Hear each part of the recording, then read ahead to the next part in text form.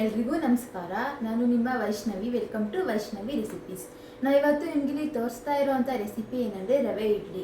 ಈ ರವೆ ಇಡ್ಲಿನ ಮಕ್ಳಿಗೂ ಕೂಡ ಕೊಡ್ಬೋದು, ತುಂಬಾ ಚೆನ್ನಾಗಿರುತ್ತೆ. ಇದಕ್ಕೆ ಸೋಡಾ ಕೂಡ ಬಳಸಿಲ್ಲ, ಹಾಗೇನೆ ತುಂಬ ಸಾಫ್ಟಾಗಿ ಬರುತ್ತೆ. ನಾವು ಗೋಧಿ ರವೆ ತೊಗೊಂಡು ಮಾಡಿದ್ದೀವಿ ಈ ರವೆ ಇಡ್ಲಿನ. ನಾವು ಇಡ್ಲಿನ ಗೋಧಿ ರವೆ ತೊಗೊಂಡು ಮಾಡಿರೋದ್ರಿಂದ ಶುಗರ್ ಇವ್ರಿಗೂ ಕೂಡ ಕೊಡ್ಬೋದು, ಮತ್ತು ವೆಯ್ಟ್ ಲಾಸ್ ಮಾಡೋರಿಗೂ ಕೂಡ ಹೆಲ್ಪ್ ಆಗುತ್ತೆ. ಇಡ್ಲಿ ತುಂಬಾ ಚೆನ್ನಾಗಿರುತ್ತೆ. ಮಾಡೋದಕ್ಕೆ ಬೇಕಾಗಿರೋಂಥ ಇಂಗ್ರೀಡಿಯೆಂಟ್ಸ್ ನೋಡ್ಕೊಂಬರೋಣ ಬನ್ನಿ. ಅರ್ಧ ಗ್ಲಾಸ್ ಉದ್ದಿನಬೇಳೆ ತೊಗೊಂಡಿದ್ದೀವಿ. ಅರ್ಧ ಕೆಜಿಯಷ್ಟು ಕೃಷ್ಣ ರವೆ ತೊಗೊಂಡಿದ್ದೀವಿ. 2 ಗ್ಲಾಸ್ ಆಗುತ್ತೆ ಈ ರವೆ. ನಾವು ತೊಗೊಂಡಿರೋಂಥ ಉದ್ದಿನಬೇಳೆಗೆ ಕರೆಕ್ಟಾಗಿ 2 ಗ್ಲಾಸ್ ಅಷ್ಟು ಆಗುತ್ತೆ. ನಾವು ತೊಗೊಂಡಿರೋಂಥ ಉದ್ದಿನಬೇಳೆನ ಒಂದು ಬೌಲಲ್ಲಿ ಹಾಕಿ 2ರಿಂದ 3 ಬಾರಿ ಚೆನ್ನಾಗಿ ತೊಳಿಬೇಕು. 2ರಿಂದ 3 ಬಾರಿ ತೊಳೆದಾದ್ಮೇಲೆ ಅದಕ್ಕೆ ನೀರು ಹಾಕಿ ನೆನೆಯೋದಕ್ಕೆ ಬಿಡಬೇಕು. ನೀರು ನೋಡಿ ಈ ಥರ ಕಾಣಬೇಕು. ಉದ್ದಿನಬೇಳೆನ ತೊಳೆದಾದ್ಮೇಲೆ ಇದರಲ್ಲಿರೋ ನೀರು ವೈಟ್ ಇರೋದೆಲ್ಲ ಹೋದ್ಮೇಲೆ ಈ ಥರ ಬರೀ ನೀರು ಕಾಣಬೇಕು. ಮೇಲೆ ಈ ಥರ ನೀರು ಕಾಣೋವರೆಗೂ ಉದ್ದಿನಬೇಳೆನ ಚೆನ್ನಾಗಿ ವಾಶ್ ಮಾಡಬೇಕು. 2 ಇಡೀ ಅವಲಕ್ಕಿನ ತೊಗೊಂಡಿದ್ದೀವಿ. ಅವಲಕ್ಕಿನೂ ಕೂಡ ಉದ್ದಿನಬೇಳೆ ಯಾವ ರೀತಿ ತೊಳೆದ್ವೋ ಅದೇ ರೀತಿ ತೊಳೆದಿಟ್ಕೊಂಡಿದ್ದೀವಿ. ಉದ್ದಿನಬೇಳೆ ನೆನೆಯೋದಕ್ಕೆ ಯಾವ ರೀತಿ ನೀರು ಹಾಕಿದ್ವೋ ಅದೇ ರೀತಿ ಅವಲಕ್ಕಿಗೂ ಕೂಡ ಅವಲಕ್ಕಿ ನೆನೆಯೋದಕ್ಕೆ ಬೇಕಾಗುವಷ್ಟು ನೀರನ್ನ ಹಾಕಬೇಕು. ನೋಡಿ, ಈಗ ಉದ್ದಿನಬೇಳೆ ಚೆನ್ನಾಗಿ ನೆಂದಿದೆ. ಉದ್ದಿನಬೇಳೆ ಮೇಲಿರೋ ನೀರೆಲ್ಲ ನೋಡಿ ಯಾವ ರೀತಿ ಸ್ವಲ್ಪ ಬುರುಗ್ ಬಂದಿದೆ. ಈಗ ಚೆನ್ನಾಗಿ ನೆಂದಿದೆ ಉದ್ದಿನಬೇಳೆ. ನೋಡಿ, ಕೈಯಲ್ಲಿ ಹಿಂಗಂದರೆ ಯಾವ ರೀತಿ ಪ್ರೆಸ್ ಆಗ್ತಿದೆ ಅಂತ, ಅಷ್ಟು ಚೆನ್ನಾಗಿ ನೆನಿಬೇಕು. ಈಗ ಅದನ್ನು ಮಿಕ್ಸಿ ಜಾರ್ಗೆ ಹಾಕಿ ನುಣ್ಣಗೆ ಗ್ರೈಂಡ್ ಮಾಡ್ಕೊಳ್ಳೋಣ. ಫುಲ್ಲು ಸಾಫ್ಟಾಗಿ ಗ್ರೈಂಡ್ ಮಾಡ್ಕೊಬೇಕು, ಫುಲ್ಲು ನೈಸಾಗಿ. ಅವಲಕ್ಕಿನೂ ಕೂಡ ಚೆನ್ನಾಗಿ ನೆಂದಿದೆ. ಅವಲಕ್ಕಿ ತುಂಬ ಹೊತ್ತು ನೆನೆಸೋದು ಬೇಕಿಲ್ಲ, 1 ಗಂಟೆಗಳ ಕಾಲ ನೆನೆಸಿದ್ರೂ ಸಾಕಾಗುತ್ತೆ. ಈಗ ಅದನ್ನು ಕೂಡ ಮಿಕ್ಸಿ ಜಾರ್ಗೆ ಹಾಕಿ ಅದನ್ನು ನುಣ್ಣಗೆ ಗ್ರೈಂಡ್ ಮಾಡ್ಕೊಬೇಕು. ನಾವು ರುಬ್ಬಿರೋ ಅಂಥ ಉದ್ದಿನಬೇಳೆ ಮತ್ತು ಅವಲಕ್ಕಿ ಇದೆರಡನ್ನೂ ಕೂಡ ಒಂದು ಪ್ಲಾಸ್ಟಿಕ್ ಬಾಕ್ಸ್ಗೆ ಹಾಕಿದ್ದೀವಿ.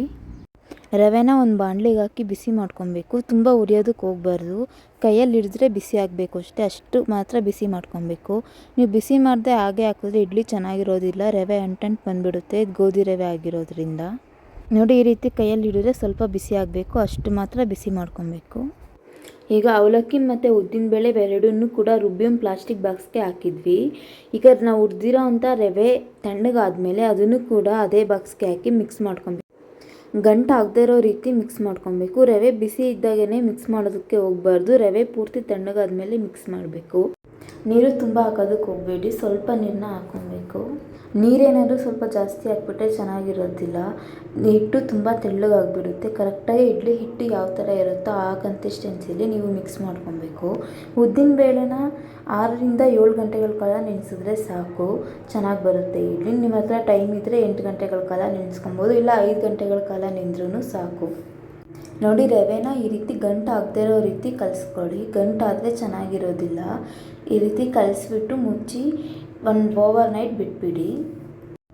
ನೋಡಿ, ನಾವು ಇದಕ್ಕೆ ಸೋಡಾ ಏನು ಬಳಸ್ತಾ ಇಲ್ಲ, ಬೇಸಿಗೆ ಆಗಿರೋದ್ರಿಂದ. ಬಾಕ್ಸನ್ನು ಮುಚ್ಚಿ ಬೆಚ್ಚಗಿರೋ ಜಾಗದಲ್ಲಿ ಇಟ್ಬಿಡಿ. ಥಂಡಿಗಾಲದಲ್ಲಾದರೆ ಸ್ವಲ್ಪ ಸೋಡಾ ಹಾಕ್ಕೊಂಡ್ರೆ ಸಾಕು, ತುಂಬ ಏನು ಹಾಕೋದು ಬೇಕಿಲ್ಲ. ಉಕ್ಕು ಬಂದಿಲ್ಲ ಅಂದರೆ ಬೆಳಗ್ಗೆ ಹಾಕ್ಕೊಂಡ್ರು ಸಾಕು, ರಾತ್ರಿನೇ ಹಾಕಿಡಬೇಕು ಅಂತ ಏನಿಲ್ಲ. ನೋಡಿ ಎಷ್ಟು ಚೆನ್ನಾಗಿ ಉಕ್ಕು ಬಂದಿದೆ. ಈಗ ಅದನ್ನು ಮಿಕ್ಸ್ ಮಾಡ್ಕೊಳ್ಳಿ. ಹಿಟ್ಟು ಸ್ವಲ್ಪ ಗಟ್ಟಿ ಇದೆ, ಎಷ್ಟು ಬೇಕೋ ಅಷ್ಟು ನೋಡಿ ಸ್ವಲ್ಪ ನೀರು ಹಾಕ್ಕೊಳ್ಳಿ, ತುಂಬ ಜಾಸ್ತಿ ಹಾಕೋಕ್ಕೆ ಹೋಗಬಾರ್ದು ನೀರನ್ನ. ರುಚಿಗೆ ತಕ್ಕಷ್ಟು ಉಪ್ಪು ಹಾಕಿ ಮಿಕ್ಸ್ ಮಾಡ್ಕೊಳ್ಳಿ ಇದನ್ನು. ಈಗ ಇಡ್ಲಿ ಪಾತ್ರೆಗೆ ಸ್ವಲ್ಪ ನೀರು ಹಾಕಿ ಸ್ಟವ್ ಮೇಲೆ ಕಾಯೋದಕ್ಕೆ ಇಡೋಣ. ನಾವು ಇಡ್ಲಿ ಪಾತ್ರೆಗೆ ಹಿಟ್ಟನ್ನೆಲ್ಲ ಹಾಕೋ ಅಷ್ಟರಲ್ಲಿ ನೀರು ಸ್ವಲ್ಪ ಬಿಸಿಯಾಗಿರುತ್ತೆ, ಆಗ ತುಂಬ ಬೇಗ ಆಗುತ್ತೆ ಇಡ್ಲಿ. ನೋಡಿ, ಸ್ವಲ್ಪ ಎಣ್ಣೆ ಹಾಕೋಣ ಪ್ಲೇಟ್ಗೆ. ನಾವು ಇಡ್ಲಿ ಪ್ಲೇಟ್ಗೆ ಎಣ್ಣೆ ಸ್ವಲ್ಪ ಹಾಕಿದ್ರೆ ಸಾಕು, ತುಂಬ ಏನು ಹಾಕೋದು ಬೇಕಾಗಿಲ್ಲ. ಈಗ ನೋಡಿ, ಇಡ್ಲಿ ಪಾತ್ರೆಗೆ ಹಿಟ್ಟನ್ನು ಹಾಕೋಣ. ಫುಲ್ ತುಂಬಾ ಹಾಕೋಕ್ಕೆ ಹೋಗ್ಬೇಡಿ, ಫುಲ್ ಕಡಿಮೆನೂ ಹಾಕ್ಬೇಡಿ, ಮೀಡಿಯಮ್ಮಾಗೆ ನೋಡಿ. ಇಡ್ಲಿ ಪಾತ್ರೆಗೆ ಎಷ್ಟು ಹಿಡಿಯುತ್ತೋ ಅಷ್ಟು ಮಾತ್ರ ಹಾಕಿ. ತುಂಬ ಜಾಸ್ತಿ ಹಾಕಿದ್ರೂ ಚೆನ್ನಾಗಿರೋದಿಲ್ಲ, ಇಡ್ಲಿ ಗಟ್ಟಿ ಬರುತ್ತೆ. ತುಂಬ ಚಿಕ್ಕದಾಗಿ ಹಾಕಿದ್ರೂ ತುಂಬ ಇಡ್ಲಿ ಚಿಕ್ಕದಾಗಿ ಆಗಿಬಿಡುತ್ತೆ ಕಮ್ಮಿ ಹಾಕಿದ್ರೆ.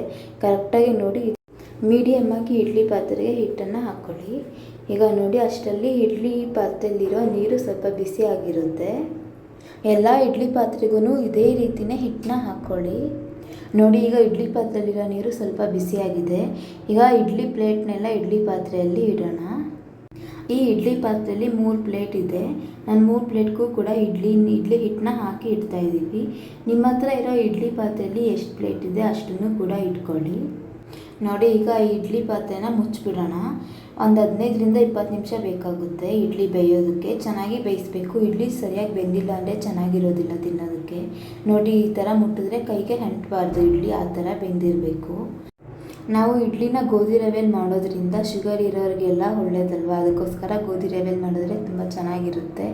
ಇನ್ಸ್ಟಂಟಾಗೂ ಕೂಡ ಮಾಡ್ಬೋದು ಗೋಧಿ ರವೆಯಲ್ಲಿ, ಮತ್ತು ಈ ಥರ ಕೂಡ ಮಾಡ್ಬೋದು. ಸೇಮ್ ನಿಮಗೆ ರವೆ ಇಡ್ಲಿ ಯಾವ ಥರ ಇರುತ್ತೋ ಅದೇ ರೀತಿಯೇ ಇರುತ್ತೆ. ನೀವು ಸಣ್ಣ ರವೆ ಇದು ಇಲ್ಲ ಅಂದರೆ ಬನ್ಸಿ ರವೆ ಇದ್ದರೆ ಉಪ್ಪಿಟ್ಟು ಮಾಡ್ತೀವಲ್ಲ ಅದರಲ್ಲೂ ಕೂಡ ಮಾಡ್ಕೊಬೋದು. ಇಡ್ಲಿನ ಚೆನ್ನಾಗಿರುತ್ತೆ. ನೋಡಿ ಇಡ್ಲಿ ಎಷ್ಟು ಚೆನ್ನಾಗಿ ಬಂದಿದೆ ಅಂತ. ಸೋಡಾ ಹಾಕಿಲ್ಲದೆ ಇದ್ರೂ ನಾವು ಈ ಇಡ್ಲಿನ ಸಾಂಬಾರು ಮತ್ತು ಚಟ್ನಿ ಜೊತೆ ಸರ್ವ್ ಮಾಡ್ತಾಯಿದ್ದೀವಿ. ಈ ಚಟ್ನಿ ಮತ್ತು ಸಾಂಬಾರು ರೆಸಿಪಿ ನಿಮ್ಗೆ ಬೇಕು ಅಂದರೆ ಕಮೆಂಟ್ ಮಾಡಿ ಕೇಳಿ.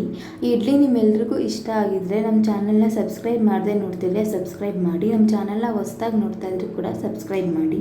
ನಿಮಗೆ ಈ ರೆಸಿಪಿ ಇಷ್ಟ ಆದರೆ ನಿಮ್ಮ ಫ್ಯಾಮಿಲಿ ಮತ್ತು ಫ್ರೆಂಡ್ಸ್ ಜೊತೆ ಶೇರ್ ಮಾಡಿ, ಲೈಕ್ ಮಾಡಿ, ನಮಗೆ ಇದೇ ರೀತಿ ಸಪೋರ್ಟ್ ಮಾಡಿ. ನಿಮ್ಗೆ ಇನ್ನೂ ಬೇರೆ ಯಾವ ರೆಸಿಪಿ ಬೇಕು ಅಂತ ಕಮೆಂಟ್ ಮಾಡಿ ಕೇಳಿ. Thank you.